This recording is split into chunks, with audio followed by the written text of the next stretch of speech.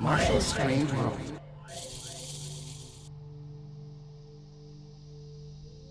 A locked door. It's a simple thing, isn't it? A piece of metal turning in a frame. We do it every night before we go to sleep. We do it without thinking. We lock out the night. We lock out the strangers. We lock out the monsters. But what if you forgot? What if, just once, you left it unlocked? For most of us, it means nothing. A gentle breeze might push it open. A neighbor's cat might wander in. But in the winter of 1977, in the quiet, sun-baked suburbs of Sacramento, California, an unlocked door meant something else entirely. To one man, an unlocked door wasn't just an oversight. It was an invitation. Welcome to Strange World, with your host, me, Marshall Alessi, your premier destination for true crime, chilling mysteries, and the darkest corners of human psychology, and the occasional UFO. Today, we are opening the case file on one of the most terrifying serial killer investigations in American history. A forensic nightmare that pushed local law enforcement and early FBI profilers to their absolute limits. We are talking about Richard Trenton Chase. They called him the Vampire of Sacramento. But the truth is so much darker than a simple headline. So if you're fascinated by true crime stories, forensic psychology, and the raw reality of criminal investigations, you are in the right place. Please hit that subscribe button right now, leave us a 5-star review, and share this episode with your true crime community. It tells the algorithm you want more deep dives into the cases that keep us awake all night long. Now, turn down the lights and check your locks. Sacramento, California, late 1970s. It was a city of wide streets, green lawns, and a growing middle class. It wasn't a place where you would expect to find horror. It was a place where kids rode bikes until the streetlights came on. But just out of sight, a storm was gathering. Not in the sky, but in the mind of a 27-year-old man named Richard Chase. To understand the sheer brutality of his crimes, you have to look into the abyss of Richard's mind. And it was a dark, chaotic place. Richard wasn't your typical calculating psychopath. No, he wasn't charming like Ted Bundy. He wasn't a master manipulator. He was profoundly, deeply unwell. Diagnosed with paranoid schizophrenia, Richard was plagued by extreme, terrifying somatic delusions. Somatic delusions, a clinical term. But what did it mean for Richard? He truly believed, that his heart was shrinking. He believed his blood was turning into a dry powder. He even told his doctors that someone had stolen his pulmonary artery and that the Nazi syndicates were actively poisoning his food. Imagine living in that reality. A reality where you are constantly, physically dying, and the only way to survive is to find new blood. In the mid-1970s, Richard's behavior grew increasingly bizarre. He captured neighborhood pets, strays. He would blend their organs and drink their blood, desperately trying to cure his phantom ailments. Richard was institutionalized, of course, sent to a psychiatric hospital where doctors noted his disturbing fixations. They called him Dracula. But then, the system blinked.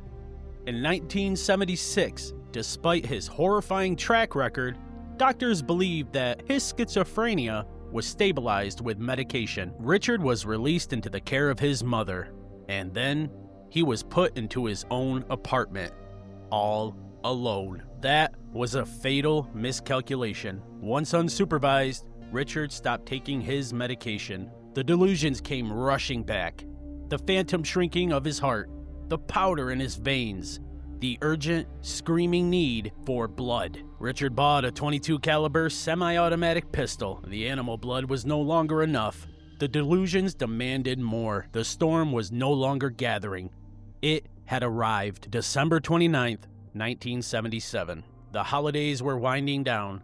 51-year-old Ambrose Griffin, an engineer and a father, was helping his wife bring groceries into their home. Just a normal, quiet evening. Suddenly, the sharp crack of a gunshot shattered the suburban silence. Ambrose collapsed in his driveway, struck in the chest by a .22 caliber bullet fired from a passing car. Ambrose later died in the hospital. At first, police were utterly baffled. A random drive-by shooting in a quiet neighborhood? It didn't make sense. There was no motive, no connection, just senseless violence. But Ambrose Griffin was merely target practice, a test run. Nearly a month passed. January 23, 1978. Teresa Wallen was 22 years old, newly married, and 3 months pregnant. She was at home taking out the garbage. When she went back outside, she made a simple, everyday choice. She left the front door unlocked. Richard Chase was roaming the streets. He was testing doors. A locked door, he later explained, meant he wasn't welcome. It meant he had to move on. But Teresa's door? It opened. What followed is one of the most chilling crime scenes in the history of forensic investigation. Richard entered the home. He confronted Teresa and shot her multiple times with his .22 caliber pistol. The murder was only the beginning of Richard's terrifying ritual. He didn't run, he stayed. Richard mutilated her body. He bathed in her blood. He drank it. It was a scene of such chaotic, disorganized frenzy that when law enforcement arrived, seasoned homicide detectives were forced to step out onto the lawn to catch their breath. They had seen violence, but they had never seen this. Sacramento PD knew immediately they were dealing with a monster, but there was no forced entry. Nothing of value was stolen. There was no sexual assault in the traditional sense, just an explosion of unimaginable gore. A serial killer was loose in Sacramento, and the city descended into absolute terror. Hardware stores sold out of deadbolts. People bought guard dogs. No one walked alone at night. The true crime reality had invaded their safe, suburban bubble. But the killer wasn't hiding in the shadows. He was walking right among them, covered in the invisible stains of his delusions, and his thirst wasn't quenched. January 27, 1978, just 4 days after the murder of Teresa Wallen, 38-year-old Evelyn Maroth lived about a mile away from Richard Chase's apartment. With her that day was her 6-year-old son, Jason, her 22-month-old nephew, David Ferreira, and a family friend, Dan Meredith. Once again, a door was left unlocked. Richard walked in. He immediately encountered Dan Meredith in the hallway and shot him at point-blank range with a .22 caliber pistol. He then stole Dan's car keys. He then moved through the house. He found Evelyn and the 2 children. Richard showed no mercy. Richard shot little Jason in the head. He killed Evelyn. And little David, the 22-month-old toddler, Richard took him. The scene was discovered shortly after when a neighbor knocked on the door. The neighbor peered through the window, saw the blood, and called the authorities. When investigators entered the Maroth home, the devastation was absolute. It was a mirror image of the Wallen crime scene, and magnified. The same chaotic mutilation, the same evidence of cannibalism and blood drinking. But there was a crucial difference this time. Richard had been sloppy. The sheer frenzy of the attack caused him to leave behind a treasure trove of forensic evidence. Richard left perfect bloody shoe prints. He left his own blood at the scene. And most importantly, as he fled, startled by the neighbor's knock, he left the door open and sped off in Dan Meredith's stolen car. But little David Ferrero was missing. The police didn't just have a murder investigation anymore. They had a kidnapping, and the clock was ticking. The pressure on Sacramento law enforcement was crushing. The media was in a frenzy. The public was paralyzed with fear. Sacramento PD called the FBI. Specifically, they worked with the pioneering Behavioral Science Unit, the very unit that would eventually be made famous by profilers like Robert Ressler and John Douglas. They looked into the absolute chaos of the crime scenes, the unforced entry, the daytime attacks, the overwhelming messy nature of the gore. The profilers' assessment was chillingly accurate. They weren't looking for a suave, organized killer. They were looking for a severely mentally ill white male in his 20s, undernourished, living alone, deeply unkempt, and likely unemployed. They also deduced that he lived close to the victims. They even predicted the kind of car he might drive. They were looking for a ghost, but ghosts don't leave footprints. A woman called the police. She remembered a man from high school who fit the description. A man who had recently approached her in a shopping center, looking emaciated, covered in dark stains, acting incredibly bizarre. His name? Richard Trenton Chase. The police ran his name. They found his address, an apartment just a short distance from the Maroth home. On January 28th, just one day after the Maroth murders, detectives staked out Chase's apartment. When Richard emerged carrying a box, they moved in. He tried to run, but he was quickly tackled and subdued. The .22 caliber pistol was found in his pocket.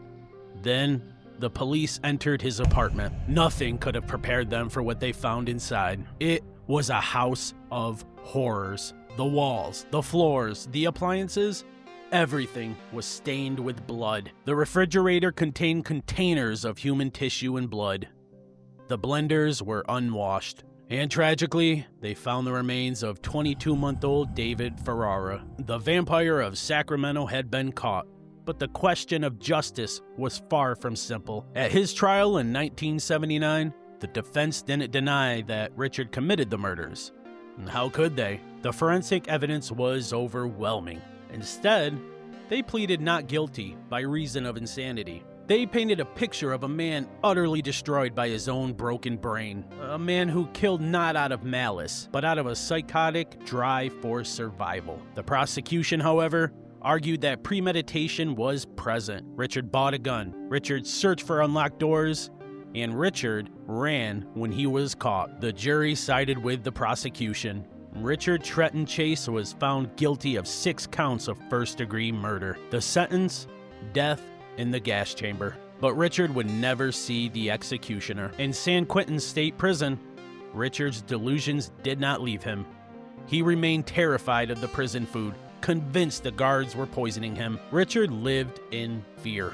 But he was resourceful in one final, tragic way. Over weeks, Richard secretly hoarded his prescribed antidepressant medication, a drug called doxepin. On January 26, 1980, just a day after Christmas, a guard found Richard Chase dead in his cell. He had taken a massive, lethal dose. The Vampire of Sacramento was gone. The legacy of Richard Chase remains one of the darkest case studies in forensic psychology and criminal profiling. It's a chilling reminder of what happens when severe mental illness slips through the cracks of the system, spiraling into violent, unimaginable terror.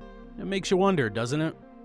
As you sit there in your living room or drive in your car, listening to this. We live our lives surrounded by people fighting battles we can't possibly see, delusions we can't hear, and it makes you think about those simple everyday actions, the routines we take for granted. Tonight, when the sun goes down and the house gets quiet, double check that deadbolt, because you never really know who is walking the streets, just looking for an unlocked door. Thank you for listening to Strange World with me, your host, Marshall Alessi. If this deep dive into the Richard Chase case chilled you to the bone, please do us a favor, hit subscribe, rate us 5 stars, and leave a review. Your engagement tells the algorithm to push this show to other true crime fans, allowing us to keep investigating the most shocking, unsolved mysteries and psychological thrillers in criminal history. Until next time, stay safe and keep those doors locked.